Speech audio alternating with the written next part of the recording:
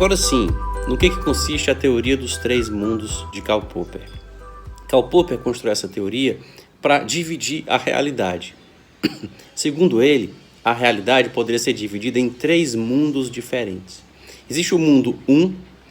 O mundo 1 é o mundo que Karl Popper chama de mundo dos átomos, o mundo físico.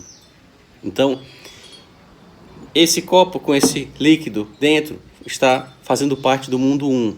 Os átomos que compõem o meu corpo, que compõem essa camisa, que compõem esse sofá atrás de mim, essas plantas e esse telhado, tudo isso faz parte do mundo 1. O mundo 1 é um mundo físico, um mundo que se sujeita às leis da física. Mas prossegue Karl Popper. A realidade não se submete ou não se resume, não se limita a esse mundo 1. Existe o que ele chama de mundo 2, que é o mundo do pensamento de cada um de nós. O que eu estou pensando agora, se eu estiver agora pensando num tira-gosto, se eu estiver pensando em alguém que está confinado em outro lugar e do qual eu estou com saudade, se eu estiver pensando em qualquer coisa, esse pensamento que está dentro da minha cabeça não se confunde com os átomos que integram os meus neurônios.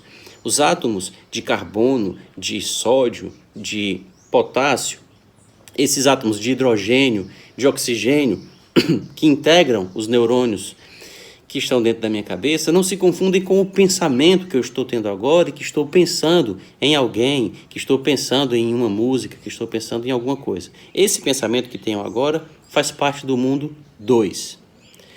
E aí prossegue Karl Popper. Existe um mundo 3, o terceiro dos três mundos da teoria dele. E esse mundo 3 é composto das criações do cérebro humano, mas que ganham autonomia em relação aos cérebros que as criam. Então faz parte do mundo 3, por exemplo, todas as criações humanas, o mundo da cultura, ele integra o mundo 3. E vejam que o mundo 3 não se confunde com o mundo 1, o mundo dos átomos, e também não se confunde com o mundo 2, que é o mundo do que cada um de nós está pensando no momento, no que eu estou pensando agora no momento, por exemplo. Então, se nós pensarmos, por exemplo, no Soneto da Fidelidade, se eu falar aqui no Soneto da Fidelidade, de Vinícius de Moraes, vocês que me assistem já sabem do que eu estou falando e podem até, se não souberem, se não lembrarem dele todo, pesquisarem no Google e vão ver a bela obra de Vinícius de Moraes, que inclusive deu origem a uma disputa entre ele e o Aurélio a respeito do posto que é chama, porque posto que não deveria ser usado com esse sentido.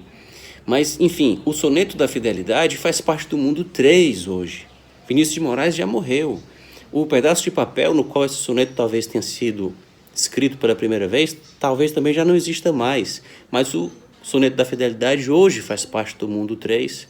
E ainda que se destrua um ou outro livro no qual ele está escrito, ele, enquanto autônomo, entidade autônoma do mundo 3, não deixa de existir. Se nós falarmos, por exemplo, de Dom Quixote, de Sancho Panza, da Dulcinea del Toboso, que era a musa de Dom Quixote de la Mancha, são figuras que hoje integram o mundo 3. E sobre o mundo 3, embora ele seja composto de criações da mente humana, ele tem existência objetiva e é possível fazer afirmações sobre ele que podem ser verdadeiras ou falsas.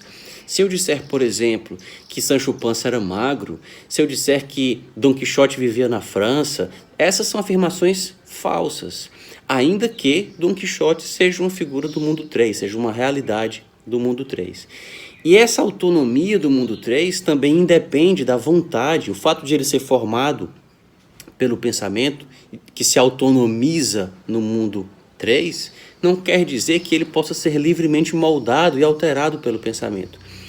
E esse paralelo entre o mundo 1, 2 e 3, e sobretudo entre o 1 e o 3, corresponde de algum modo ao que outro filósofo chamado John Searle divide também a realidade entre fatos brutos, que corresponderiam ao que Karl Popper chama de mundo 1, são os fatos do mundo físico, e fatos institucionais, que são aqueles fatos que correspondem a sentidos, criações humanas, sociais, correspondentes a sentidos de entidades que seriam oriundas dos fatos brutos ou do chamado mundo 1.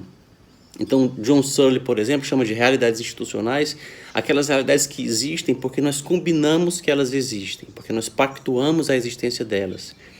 Então, quando nós falamos, por exemplo, do futebol, quando nós falamos de um pênalti, do escanteio, do impedimento, da falta, um cartão vermelho, isso tudo faz parte do mundo 3 de Karl Popper e faz parte do que Searle chama de realidades institucionais.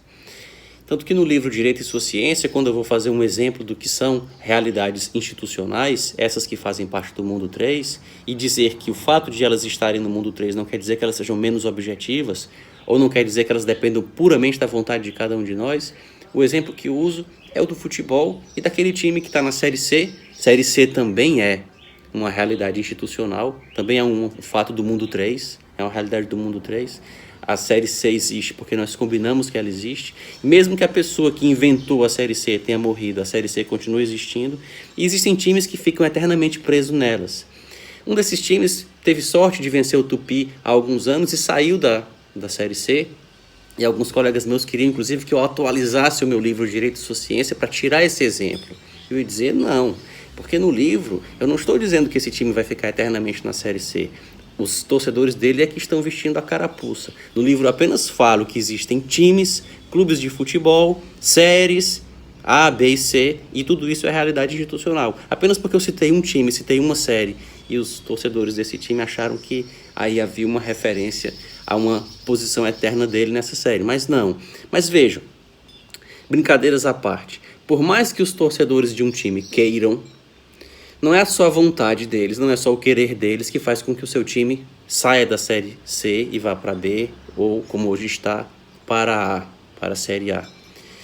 Existem regras que determinam, ainda que elas sejam fruto de um pacto humano, de uma combinação humana, mas elas objetivamente determinam se esse time vai ficar na Série A, na B ou na C. Elas fazem parte do que Karl Popper chama de mundo 3. O mundo 3 é o mundo onde nós colocamos os nossos enunciados, os enunciados da ciência, e sujeitamos esses enunciados a uma tentativa e erro, a um processo de depuração por tentativa e erro, e é nele, no mundo 3, que estão as teorias científicas, e é ali que elas evoluem por esse processo de falseamento feito pelos cientistas. No próximo vídeo trataremos também, além de tratarmos do pensamento de Karl Popper e de outros dos seus discípulos, trataremos das críticas que são feitas à ciência, algo que já foi tratado num vídeo primordial que deu origem a essa série, que é o da crítica à ciência do tiro pela culatra. Em vídeos futuros trataremos melhor, com mais detalhe do pensamento de Thomas Kuhn, do pensamento de Paul Feyerabend e de outros críticos da ciência. Até um próximo vídeo.